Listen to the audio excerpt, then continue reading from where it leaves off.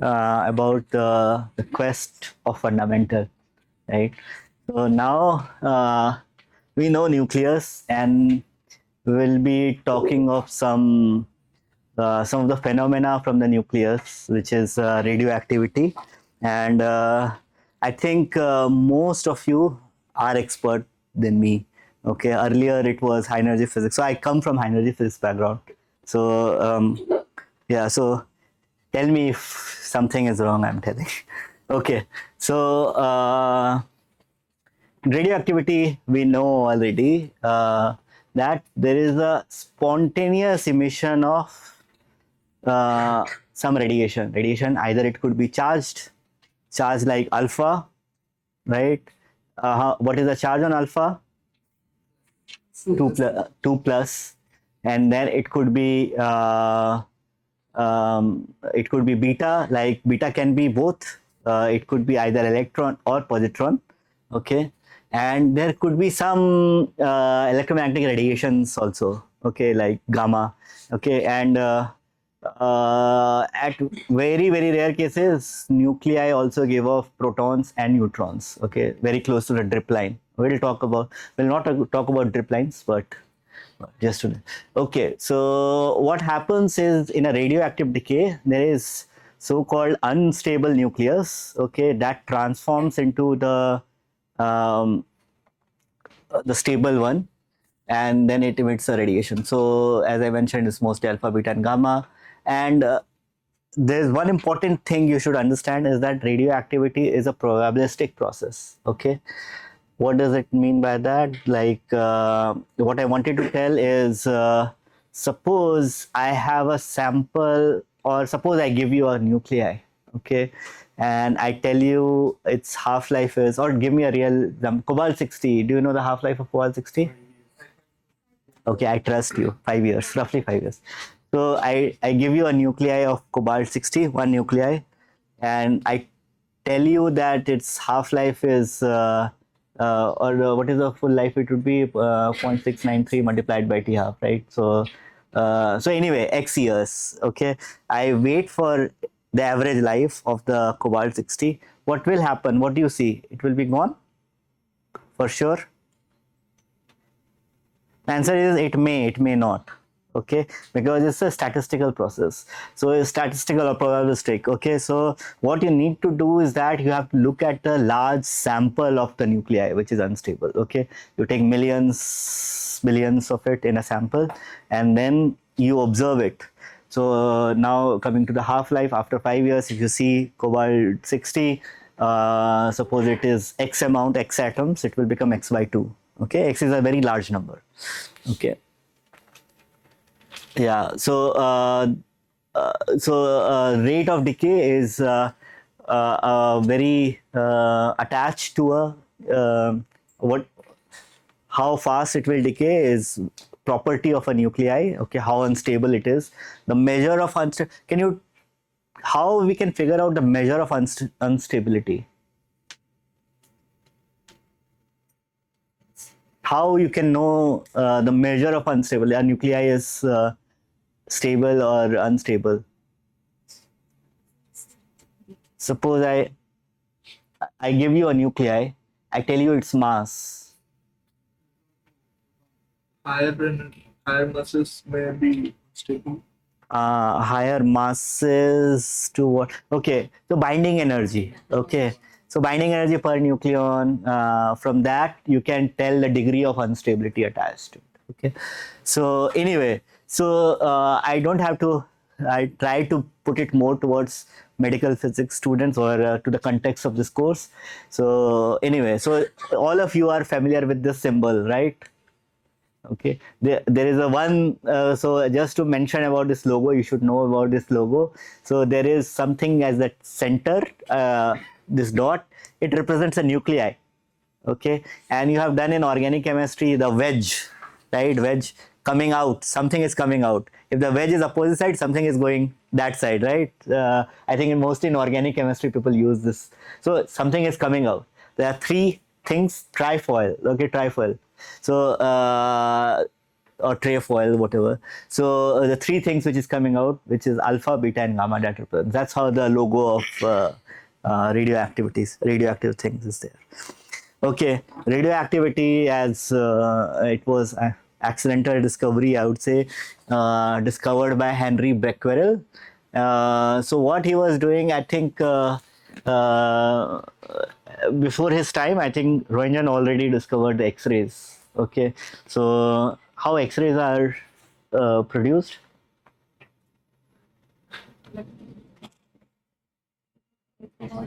Exciting electron, and then it gives X-rays. Okay, there could be a characteristic, and there could be a continuous from the Brunstrom process or something like that.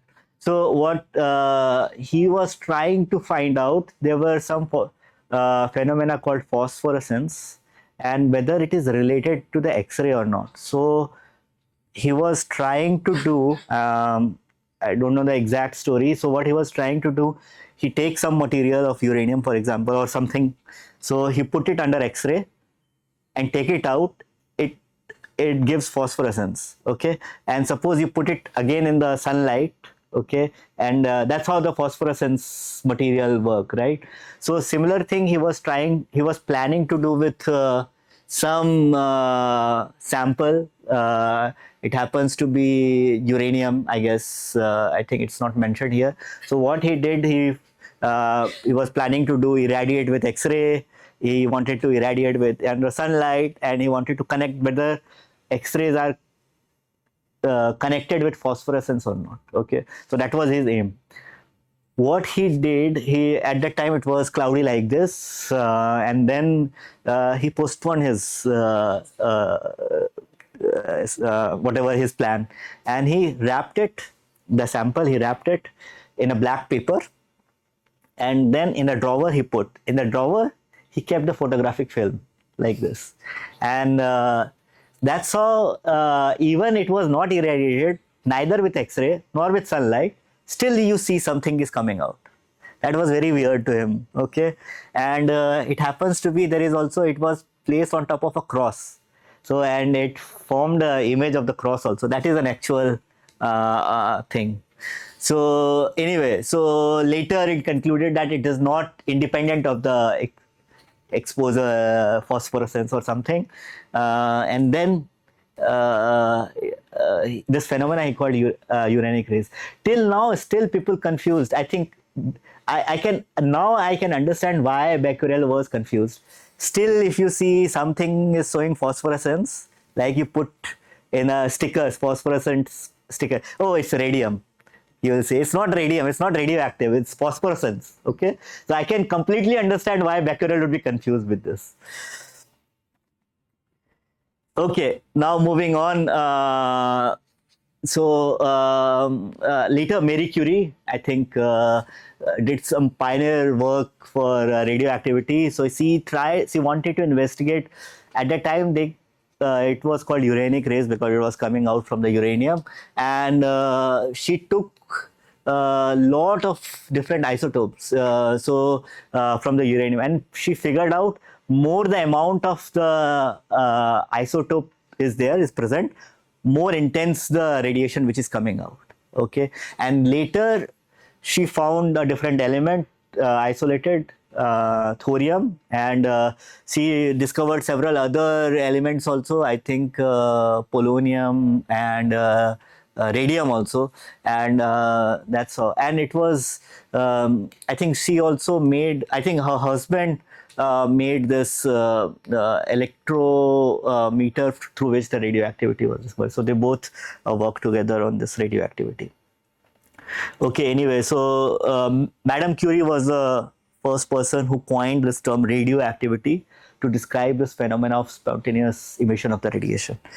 Okay, moving on, as you were saying, it is mostly connected with binding energy per nuclei, or we can see, let's try to see, if I try to plot the different nuclei in a graph. In the x-axis you put neutron number, in the y-axis you put proton number, and you see this kind of island.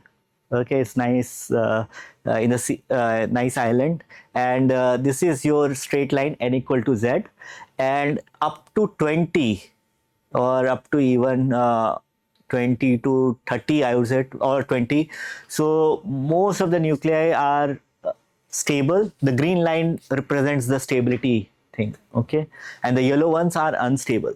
Okay, so the green line, the stable isotope lies when the n is equal to z. Okay, as soon as you go heavier and higher and higher, so the coulombic repulsion from the proton, okay, they try to, because I think, let's not pretend, now you know that strong interaction is short range and coulomb interaction is long ranged. Okay, so if you try to put more and more proton, the coulombic repulsion will be dominant. Okay, and to make the nuclei bound, you want to add more neutrons to compensate the to make the nucleus bound, and that's how it is it is bend. Okay, it is nuclei will be more stable for higher neutrons. Okay, and what do you see from this side? If you try to slice off, if I try to uh, mentally draw a horizontal line in this side, so the left sorry the right side of this one, okay, take my hand, right side of this one, what you will have, higher neutrons, or higher, this will have higher neutron, this side will have higher protons. Okay, so how to go back to this one? If you have higher neutrons, you go to do beta decay. Okay, beta minus decay, neutron converting to proton, and this side, if you have, you need to have beta plus. Beta plus proton. Neutron converting to proton, it will be beta minus. Yeah, and proton converting to neutron, it will be beta plus. Yeah. Okay, so the same thing I plotted. I mean, I got this plot uh, from somewhere in the internet. So this side is again neutron versus proton line, and here I try to put which kind of decay the nuclei go through. So as I mentioned, if you try to draw a horizontal line, this side is neutron rich nuclei. Neutron will convert to proton, so it's a beta minus decay. So this side of the black curve that you see is all the nuclei exhibit beta minus decay, and this side all the nuclei exhibit beta plus decay.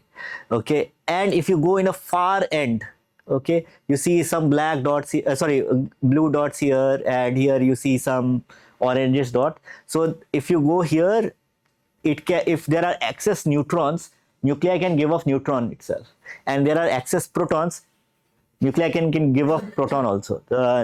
What we call a neutron suppression energy and proton suppression energy is tend to be positive for that, and then it just give off proton and neutron. Okay, and if you go further higher, these type of nuclei, very heavy nuclei, they give off alpha particle and try to become stable. Okay, so this is alpha and beta decay. Let's try to, what I did in this plot is that I zoomed it up. I super zoomed it up. Okay, and what I did here is again the same thing, neutron versus proton number. So you can see neutron number, proton number. So I figure out where is the gold should be 79. Okay, I try to zoom the picture. Okay, so this graph is zoomed up image of that. So what happens if you try to draw a horizontal slice of it? Okay, those are all isotopes. Why? Because this side is z number, proton number. Okay, proton number, what happens in isotopes is the proton number is constant and neutron numbers are varying, or the mass numbers are varying.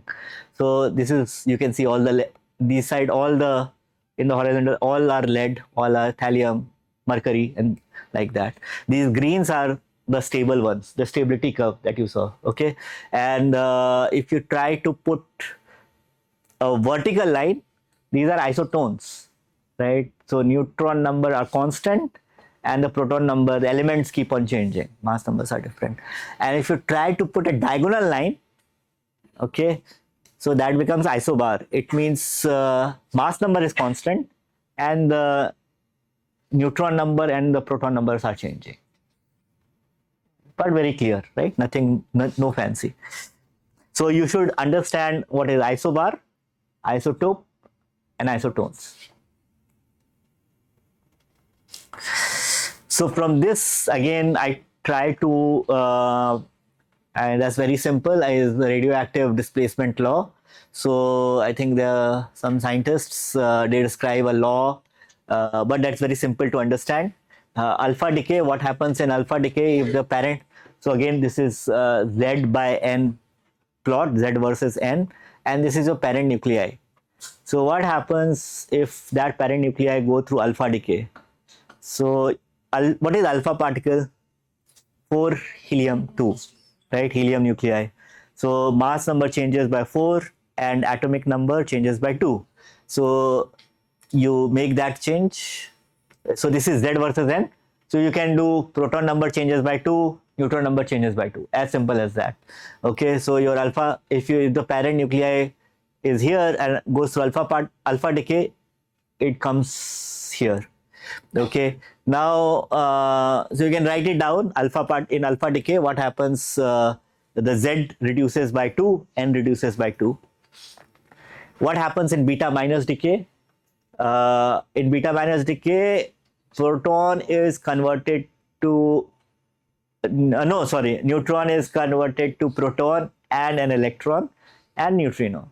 Okay, so so if the neutron is converted into proton, what happens? Your Z number changes by 1, right? Increases by 1.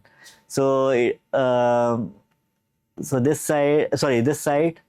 Okay, so if beta minus, so this example is for alpha decay, the famous example is uranium 238 decay, which goes to thorium and alpha.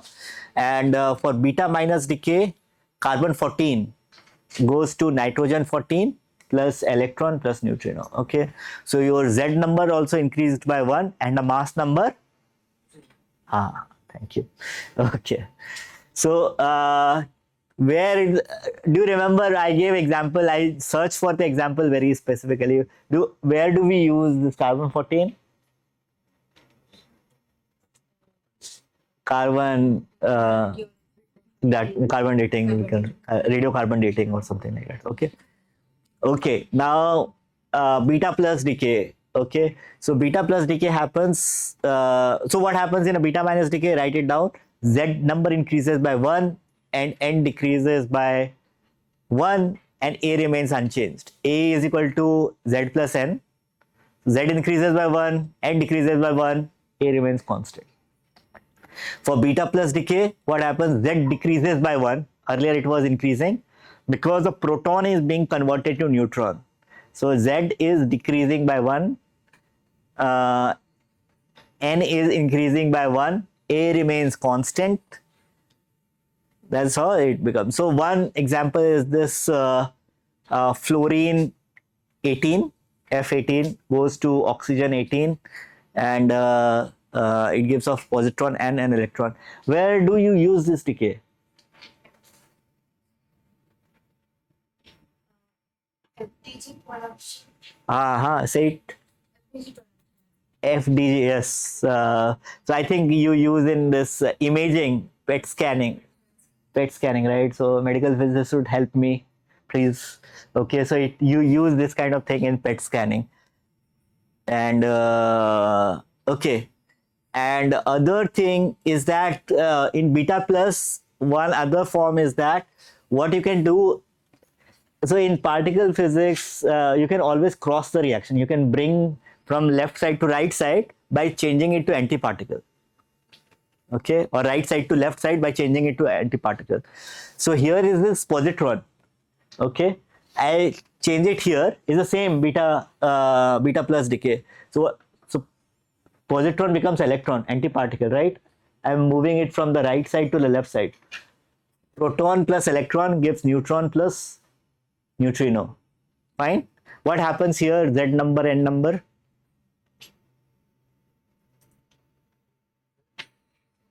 Same rule.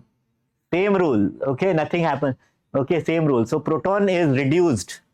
Okay, proton is because and okay. So tell me which electron will be more likely to get absorbed?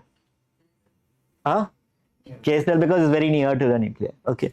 So anyway, and the example that I give here is this potassium 40.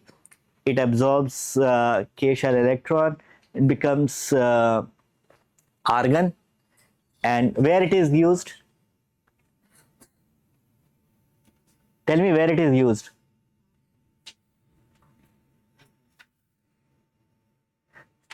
Okay. It is mostly used in the rock sample datings. Okay, so we'll see how it is done. Okay, in an example. Let's move on.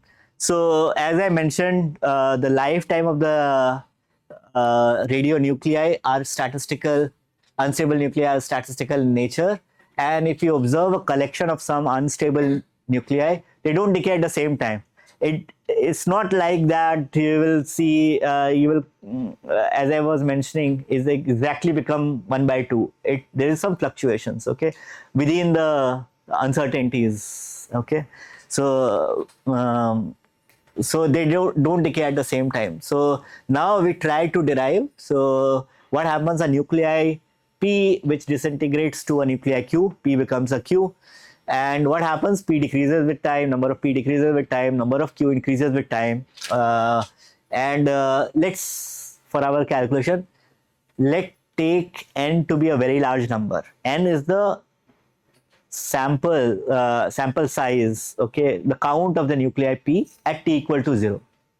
Okay, someone give me freshly prepared P nuclei, okay, or I start my timer at that time where T equal to 0 is when I start my stopwatch and count the number of P. Okay, so what we observed experimentally, this is experimentally observed, that the sample activity, what is sample activity, is exactly equal to the rate of change of the nuclei. How does the nuclei is transforming with a function of time? dN by dt.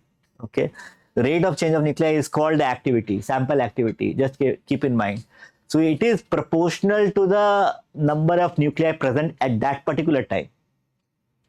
Okay, if I try to measure after time t, so your rate dN by dt will be proportional to N at that particular time. Okay, so rate will be increasing or decreasing, or will remain constant, right? Because dN by dt is going down with the time. Okay, N is decreasing. Okay, so dN by dt is proportional. So more nuclei you have in the beginning, it means more decay, more activity is there. And if you just let it wait for 10 years, the activity decreases. As simple as that. So dN by dt is proportional to N, or dN by dt is equal to lambda. I put a negative sign because it's decreasing. So the rate is decreasing. Okay. Since it is proportional to N, I put a constant. Okay. I call it lambda, and lambda is called disintegration constant. And the lambda N is called the activity, lambda is called disintegration constant. Keep that in mind, write it down somewhere. We'll calculate this formula. I think it's very easy to derive. I think you have done in class 12th that nt at any time the sample is equal to n0 at time t equal to 0 multiplied by the exponent. The exponential coefficient is lambda times t. Lambda is a disintegration constant, as I mentioned. Okay, so I plotted it. Okay, this graph I plotted, and I put t half here just by hand equal to 5 hours. So you can, one thing you can nicely see is the p and q, right? So p is decreasing exponentially. You can see that, and q is increasing 1 minus exp of the P, right? It is also increasing.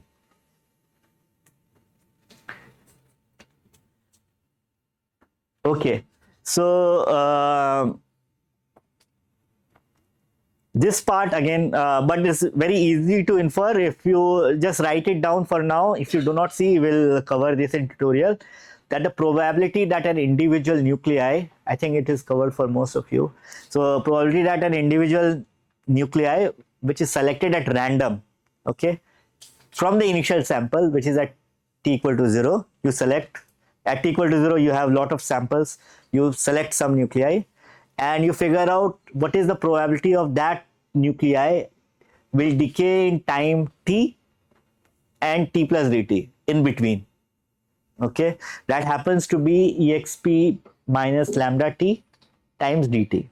Okay, if you don't see that, we'll derive. It's very easy to understand. Okay, so so that is your probability density, and you want to make an average, so you multiply by t and you try to integrate it from 0 to infinity. Okay, and that's how you get the average lifetime. And if you can solve this integral, okay, how do you solve this integral? Huh? Integration by parts or something. Okay, we'll solve it in during tutorial. Okay, just believe it. Just believe me for now that t will give you 1 upon lambda. Okay, okay. If I don't solve it, remind me. Okay. So this is the average lifetime. I call it average lifetime or mean lifetime. Okay, average lifetime or mean lifetime. So average lifetime or mean lifetime is equal to tau is equal to 1 upon lambda. Fine. The question that I pose is, what is the sample size after time elapsed t is equal to 1 upon lambda is or average lifetime? What happens to the sample? Is the entire sample vanishes because lifetime is over? I give you 1 million sample of it, of a nuclei, right? What happens to the nuclei after the average lifetime? Sorry? You convert to another atom. Convert to another atom. Convert to Convert. convert to another nuclei. Entire sample after Go for 60. After 5.26 years, half of nucleus convert to nickel. okay. What I'm saying is you wait till average lifetime, and what will happen? What is the sample size? That's the question. The entire sample will be gone. Huh? Size remains same. Number. Size means I'm not saying the number of nuclei, parent nuclei. Parents atom are Okay. counting atoms. Huh? All atoms same, but it's only conversion happens. All atoms remain same, only conversion happens. It means parent becomes daughter. So, okay. In your terms, in your terminology, how many parent converted to daughter? All the parent converted to their daughter? Like 1.44 into offline. How you got this? Okay, that's what I'm asking. Okay, so okay, thanks. So the question is that what happens to the number of nuclei after elapsing an average lifetime? Okay, so let's try to, we have an equation, so why to worry too much? Let's put that thing on the equation and figure out how much. Okay, so we had this relation nt is equal to n0 exp minus lambda t. You put average lifetime, right? So n tau is equal to n0 minus lambda tau, and tau is what? 1 upon lambda. Exp is to the power minus 1, right? N0 by 1. So sample size reduces by 1 by e. Okay, when I say sample size means the number of the parent. That's all. Nothing, no fancy thing. Okay. Okay. So what is E is 2.718. So it does not disappear completely. It becomes 1 by E of that. And that's how I try to, let's go back to my plot where I plotted. So you can see here, since this plot is for T half is equal to 5 hours. So average lifetime, after average lifetime, what happens? It becomes 100 by this much, 2 point is lesser than 50, right? You calculate 100 by 2.713, get this number. Tell me how much 100 by 2.713. Roughly, quickly.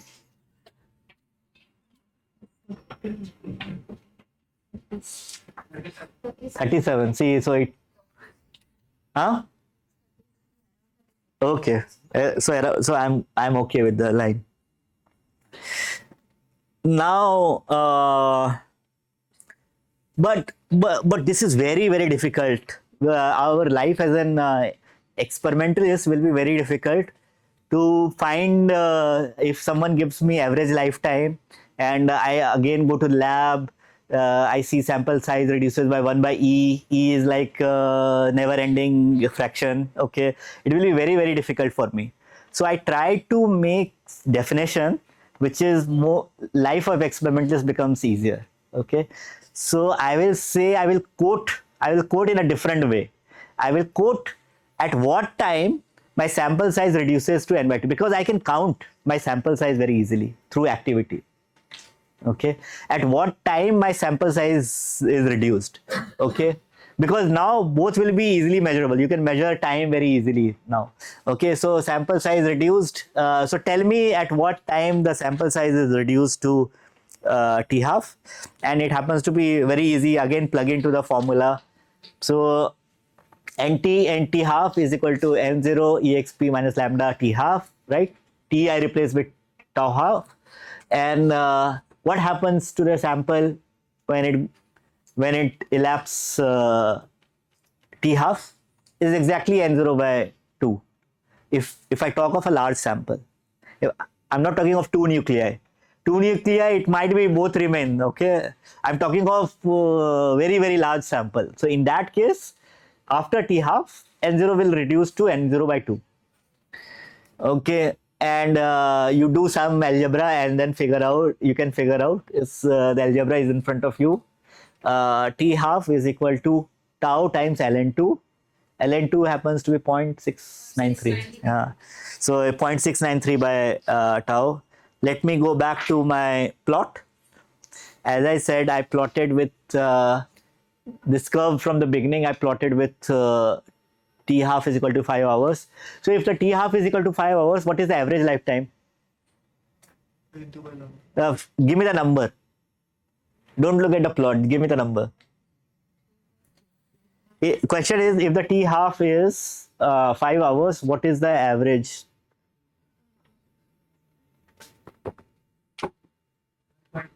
Oh, okay. So which line is average lifetime? This one, right?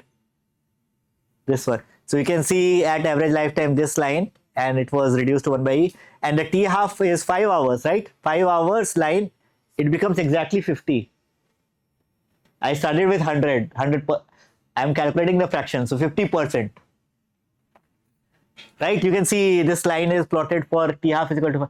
Everyone is okay. Why you all look puzzled? Everyone is okay, right? At t half the sample size I plotted for 5 hours. 5 hours you can see it reduced by. And what happens to the Q? What is the? Can you see one very nice thing? They cross. Okay, it means 50% of the nuclei know what you are saying. Okay, it transformed into the daughter nuclei 50%. 1 minus. Simple, very simple. My life is complicated because what happens, a particular nuclei not always go to one particular decay.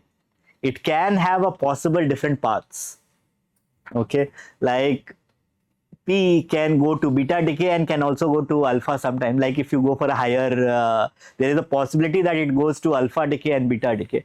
One would be favorable, one would be less favorable. That's a different story. But path is available. Okay, so my nuclei 1 can go to nuclei 2 with disintegration constant lambda 1. Disintegration constant is the probability of transforming that particular nuclei, and it becomes to nuclei 3 with a lambda 2 disintegration constant, and the total if I try to just measure the decay probability of nuclei 1, whether decay happens or not, you can simply add the different paths, different probabilities. So lambda, the total probability of the disintegrating would be equal to lambda is equal to lambda 1 plus lambda 2. Simple. And if I try to measure, because I'm trying to measure the half-life looking at a daughter, right? So if I try to measure the total half-life, so it will be related to 1 upon tau is equal to 1 upon tau 1 plus 1 upon tau 2. How it came? It's very simple, because from lambda is related to 1 upon tau, right? So from there you can calculate. And what about t half? Because I don't know tau, I know t half. So how does the t half relation would work?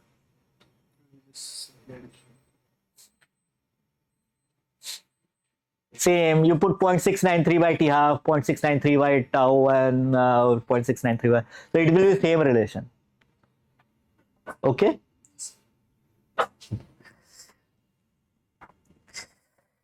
Now, what happens is that we assumed in our thing that a nuclei 1 goes to nuclei 2, and nuclei 2 happens to be unstable, right? It happens to be stable in our previous. It was, but in nature, you can find a chains of decay. Okay, nuclei 1 decay to nuclei 2 with lambda 1. Nuclei 2 goes to nuclei 3 with lambda 2. Same thing goes on n number of times. Okay, that's how the different decay chain works in the nature, right? So it happens to be. I will try to solve this. Not exactly. I will try to solve for 2 steps. This was a very famous problem, and it was solved by, if I remember, his name was Bateman, Bateman. He solved his differential equations, okay, and figure out all the things. But I will try to solve in the tutorial for 1 step. When 1 is unstable, 2 is unstable, and 3 is stable. Okay, I will try to see things.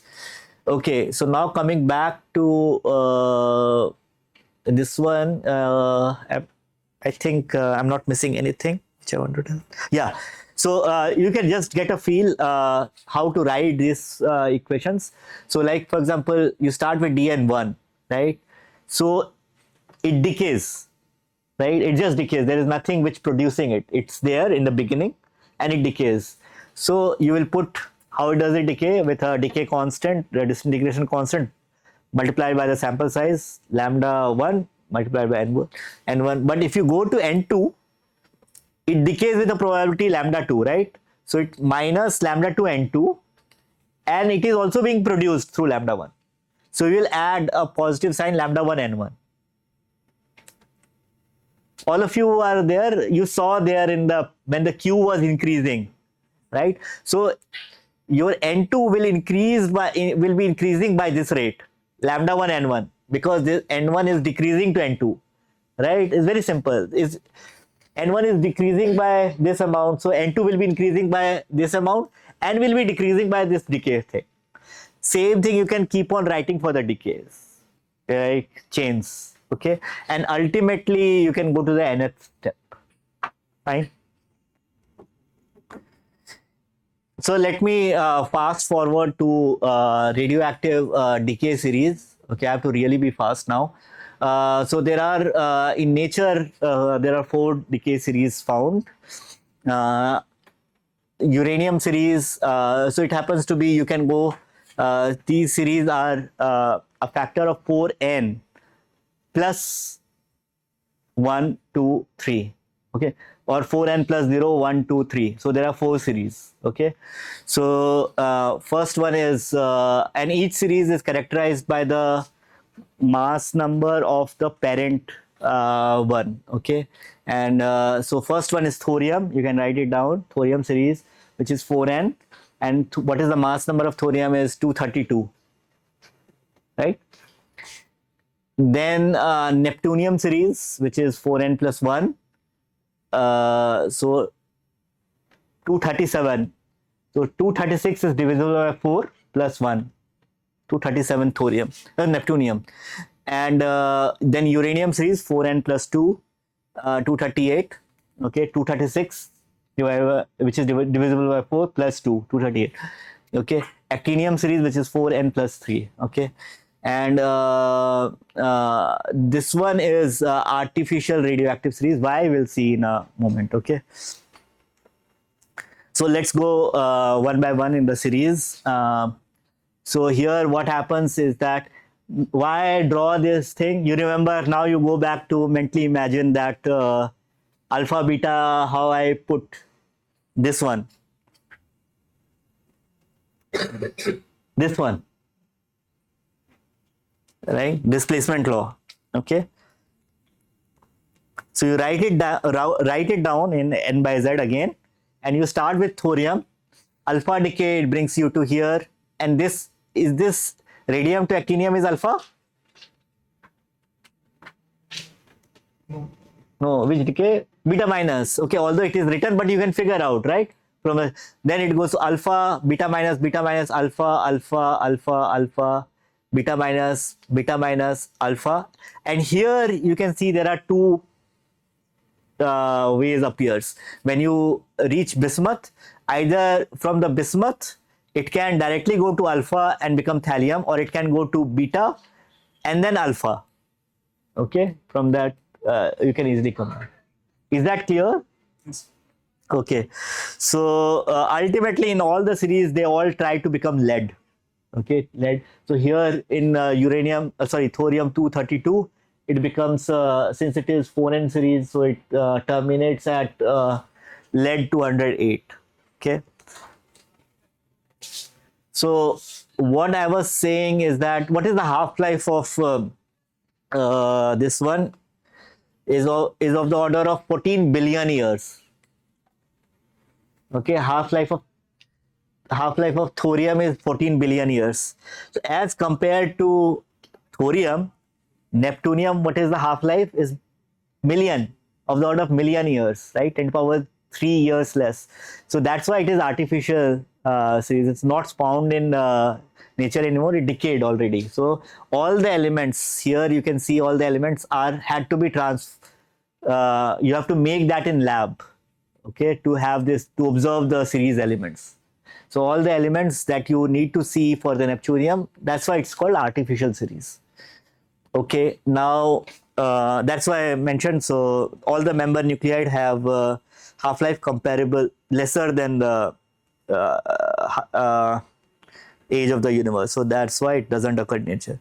Now uranium 238, similar thing, it goes through a chain of alpha and beta. I don't want to add too much time here, and it stable end product is 206 lead. It also ends at lead. This one, now coming to this one, uranium 235, it also goes through several alpha beta transformation, and it also ultimately it ends at lead 207. Okay, so these are the different series I just wanted to mention. Let me quickly end this part with applications of radioactivity. So one, radioactive dating, what you call it. One is called KAR, potassium argon dating. Okay, so what happens is that you can actually date, you can find out the age of a rock by looking at the ratios of potassium and argon. So how it happens is that, so whenever there is always a potassium 40 present. So whenever it after volcanic eruption, potassium 40 is there in the rock, and it transforms into beta minus, beta plus decay and electron capture, whatever, it transforms into argon. But when the rock is formed, there is no argon in it. Why? Because argon is gas. There is no argon. When the rock is formed, there is no argon in it. Only potassium was there. Okay. So that is when from the volcanic eruption, when the rock is formed, there is no argon. My T equal to 0 starts there. Rock is formed. Okay. After billions of years, argon gas will start forming in the pockets of the rock. Okay. I take the rock sample, I figure out how much argon is there, and from that, and how much potassium is present, I take the potassium and argon ratio. From that, I can date, I can figure out what is the time has elapsed, how much argon has formed, and figure out what is the time when the rock was formed through the volcanic eruption. And I think we can do an exercise on that during the tutorial. Okay, so that is very effective method to figure out, and you can date it for billions of year old samples. Another very nice thing is that is for inorganic thing, for rocks and other things. Okay, but if you want to see, go back in history, okay, most of the things are not billions of years lifetime, right? So if you want to date something for which is 5,000 years back or something, or organic material, if there is a fossil found, dinosaur fossil found, or if very some wooden artifact found, very ancient one, how do you date it? How do you figure out? I mentioned about carbon 14. Okay, what happens in the upper atmosphere? Carbon 14 is constantly being formed through cosmic rays bombard the nitrogen. I think through cosmic rays bombard the nitrogen 14, and carbon 14 is continuously formed, and those carbon 14 are becoming carbon dioxide, and the entire thing is in equilibrium. Like there will be always carbon 12 and carbon 14, so there will be a constant ratio because there is constant bombardment, right? So carbon 14 is constantly being formed, and the ratio is constant, the equilibrium ratio of the carbon 12 and 14. We are inhaling, okay, that particular equilibrium ratio, or the tree is taking it, whatever, and suddenly I don't say you, I die, or the plant die, or something like that. Okay, and if my fossil is found after 4,000 years or something, that particular thing, whatever time, your t equal to 0 starts when my carbon 14 and carbon 12 is in equilibrium. Okay, when someone finds my fossil after 5,000 years, that carbon 14 and carbon 12 equilibrium ratio is distorted, right? What will be more? Carbon 12 will be more, or carbon 14 will be more? Huh? Carbon 14 will be more. 12 will be more because 14 is decayed, right? 14 is constantly being decayed. So we'll try to measure that. So it's very interesting, right? You can all do. Okay, very important thing. You guys are more expert on this chapter than me. I'll go very fast. I will go through it. Correct me, medical physicists, if I'm saying anything wrong. So medical physics, in medical physics or in radioactivity, people use several units, and each time they are being modified or something. There's an organization called ICRU, International Commission of Radiation Units, and they always give the units. Okay, so first unit is activity. Okay, activity, you can write it down also. So the unit of activity is becquerel, because decay per time. Okay, this is the SI unit. Okay, 1 becquerel is 1 decay per second. Always remember, 1 becquerel is 1 decay per second. And becquerel has replaced the old non-SI unit, which is Curie, coming from Madame Curie. 1 Curie is 3.7 into 10 power 10 decay per second.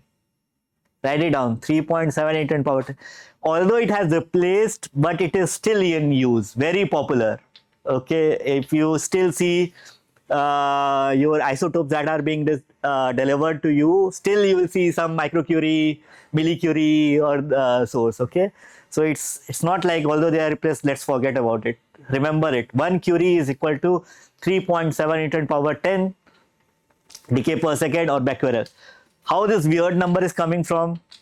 Okay, Madame Curie's element is she was studying mostly radium, So it is the activity of 1 gram of radium. As simple as that. If you take 1 gram of radium, the decay per second that will be observed is 3.7 10 power 10. Okay. So 1 Curie equal to how many becquerel? 2.7. Huh? 2.2. What? No. You are reading my slides. You are not listening to my question. I asked previous one. 1 Curie is how many becquerel? 3.7 into 10 power 10. Okay. 1 becquerel is how many Curie? Reverse it. Now your answer is correct. 2.7 into 10 power minus 11 Curie. Okay. And there is one more thing you should remember is specific activity. I'll take 15 minutes. So, okay. Specific activity is equal to activity divided by mass. Because if you keep on increasing, the activity is increasing, right? You want something which is specific activity, is activity divided by mass, which is equal to, you do the calculation, ultimately it will come out to be disintegration constant times Avogadro's number divided by the atomic mass of that particular thing. Okay. Whew.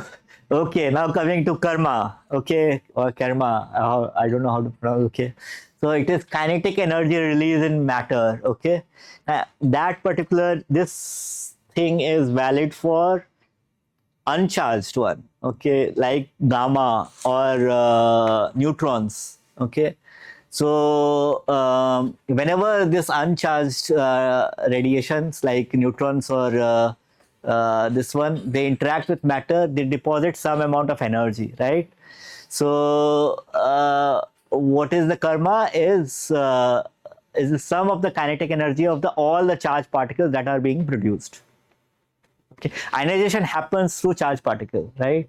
So whatever charged particle produce, some of the kinetic energy of all charged particles that are being produced by gamma or neutron is called karma.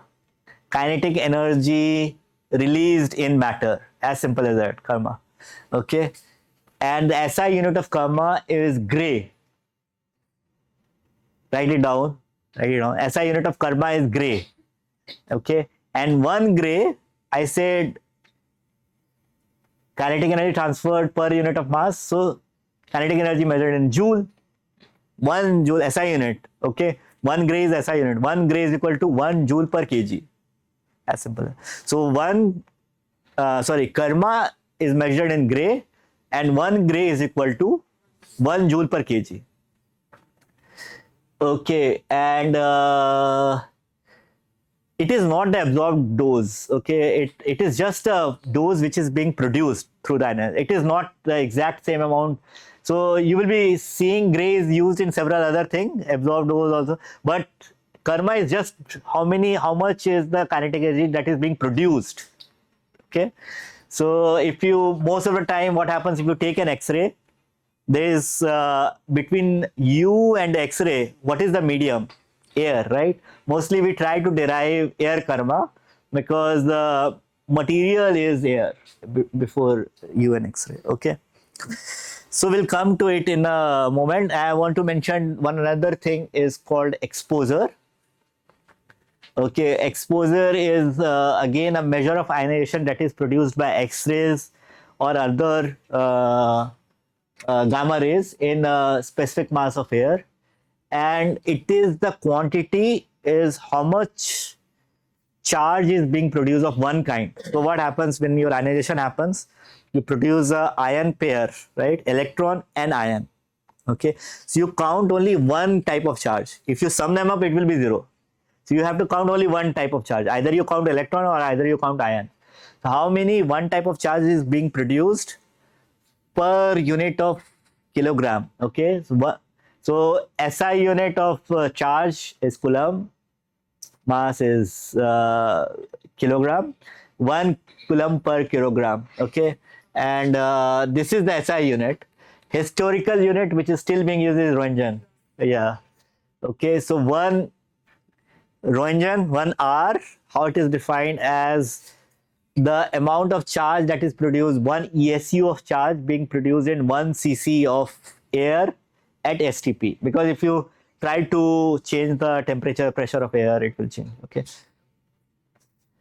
So if you try to convert in SI to this old unit, one Ranjan is equal to 2.58. Write it down. That is one number which is normally people ask. One Ranjan R is equal to 2.58 into minus 4 coulomb per kg. Okay.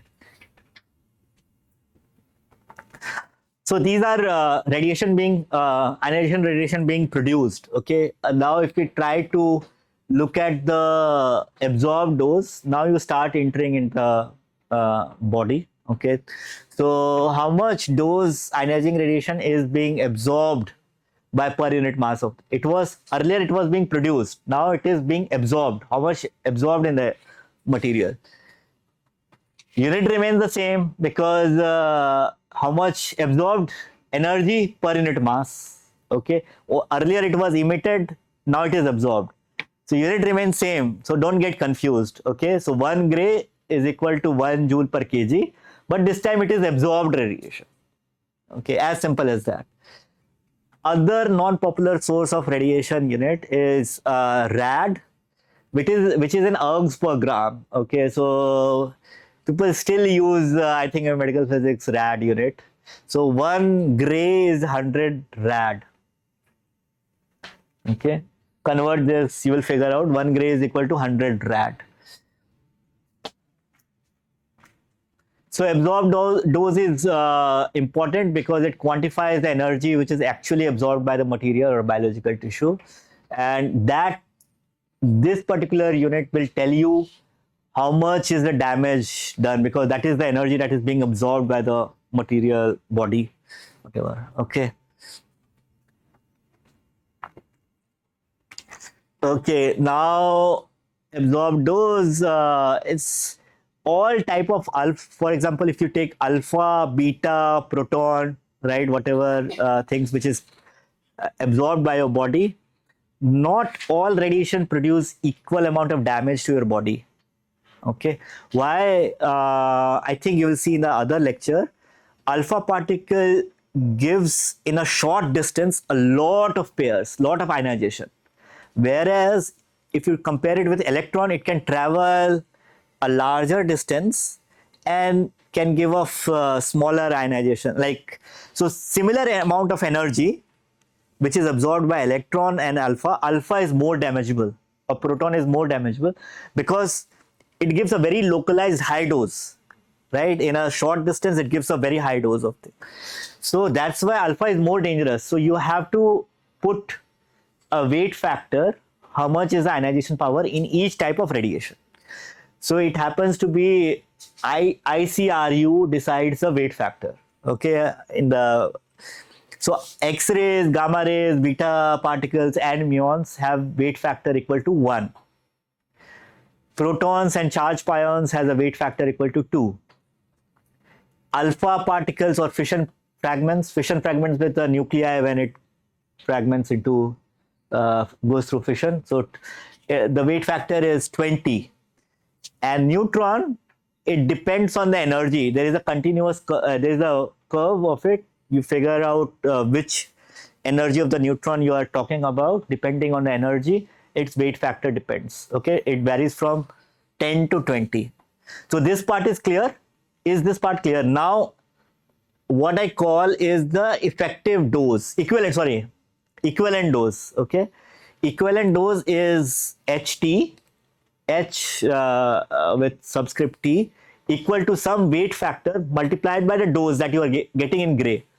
So how this particular thing you are measuring, dt, how you are measuring in gray, joule per kg, how much energy of each type of radiation, and then you assign a weight factor to it. Okay, so this is your equivalent, and that particular, if you measure your absorbed dose in gray, then it gives you your this equivalent dose in sievert, SV.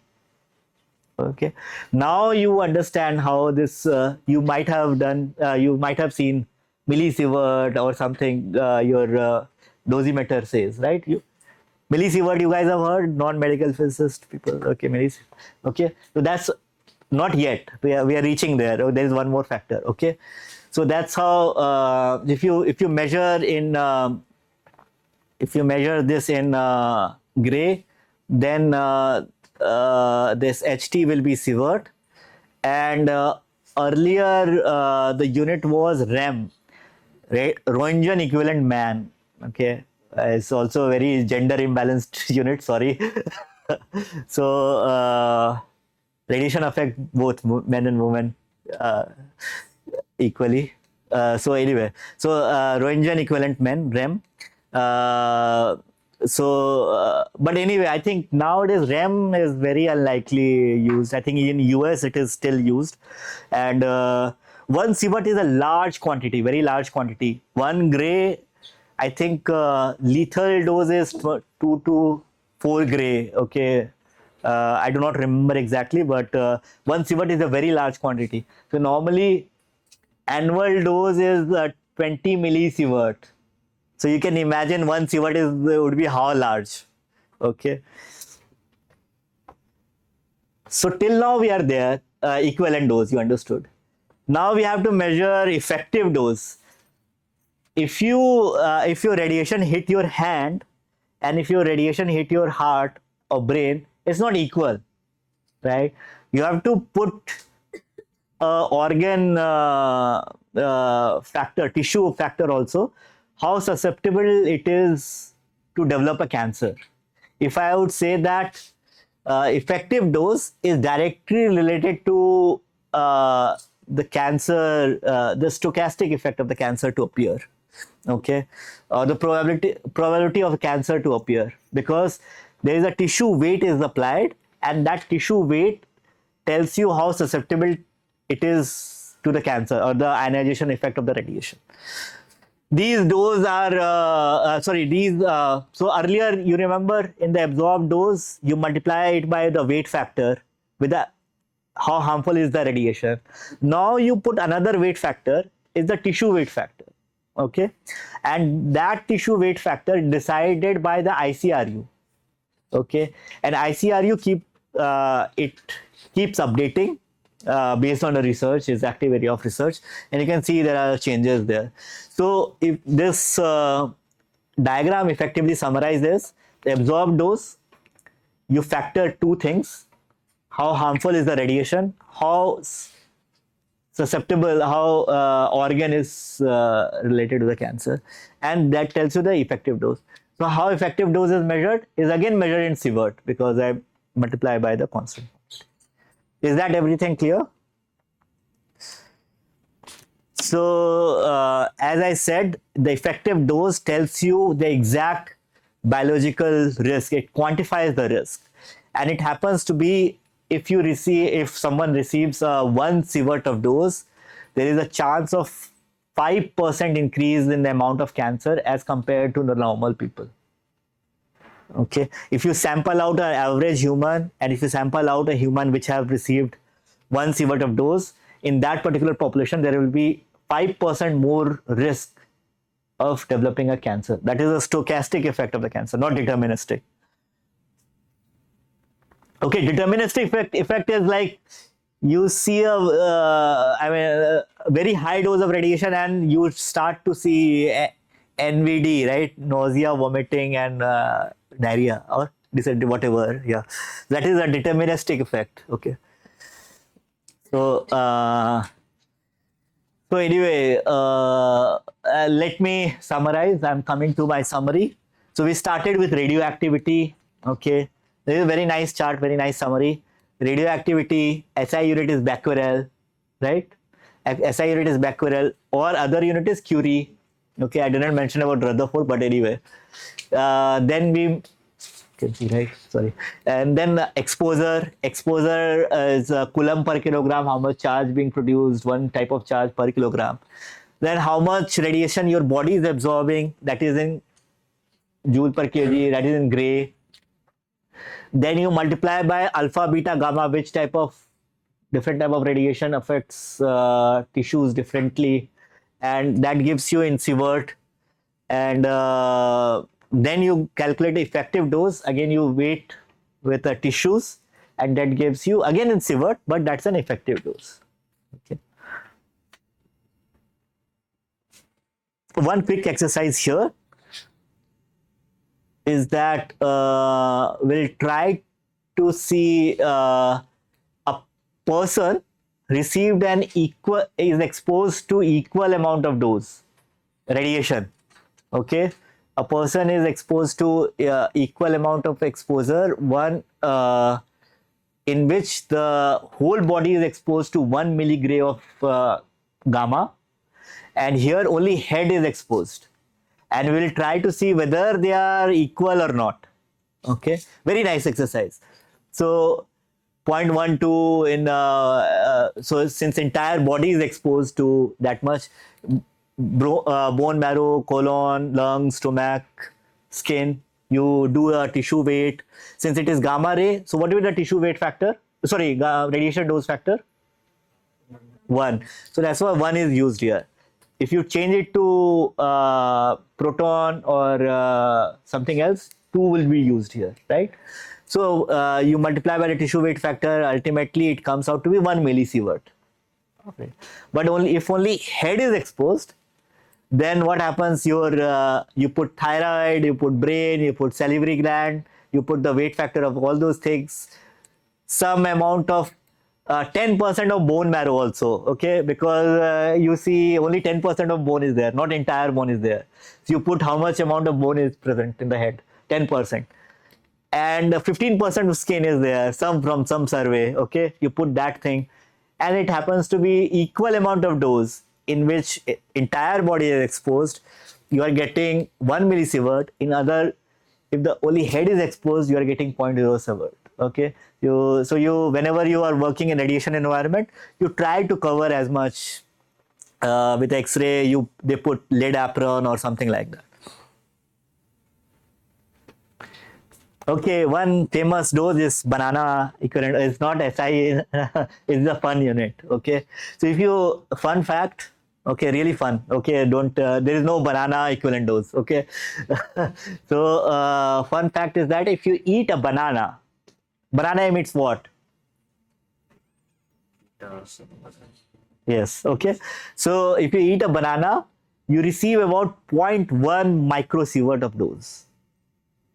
Okay, and from radioactive potassium. Okay, so if I just try to do equivalent. Okay, so if you, depending on what are the things that you are doing, is that if you try to do a chest X-ray, it is equivalent to 0.02 millisievert. Okay, 0.02 millisievert in SI unit, and it is equivalent to the normal day-to-day life. Also, we are exposed to radiation like cosmic rays, a lot of other things that is exposed to. If you live 3 days longer, it will be compensating by that much amount, and that is equivalent if you eat 200 bananas. Okay, CT chest is even more radiation, 5.1 millisievert, which is equivalent to 51,000 eating banana. And there are other methods which gives you higher dose. And okay, very nice. One last thing is the relative doses from different radiation sources that you receive. Is that whole body CT gives you 10 millisievert of the dose. Okay, and radiation worker is 20 millisievert, right, or 100 millisievert in 5 years, right? That is more better dose. I think it can go to 30 millisievert in 1 year, but average out as per India is 100 millisievert in 5 years. Yeah, so in average US house in through radon, you get around 7.5 millisievert in an year. From cosmic rays, if you live in higher elevation areas near Nepal or Dehradun, those kind of area, if you try to live in higher thing, you get 5 millisieverts, right? And at sea level, you get about very less, 2.5. Oh no, this one is in a different unit, sorry, 250 0.3 millisievert. So this one is 0.8 millisievert, sorry. and if you live near the nuclear power plant, is less than 0.01 millisievert. So nuclear power plants are very safely made with all those. That's why many medical physicists also work for their safety on nuclear power plants. I think that's it. So we have. Thank you. Yeah. So I think you guys are all hungry. We'll discuss questions in the. Yes.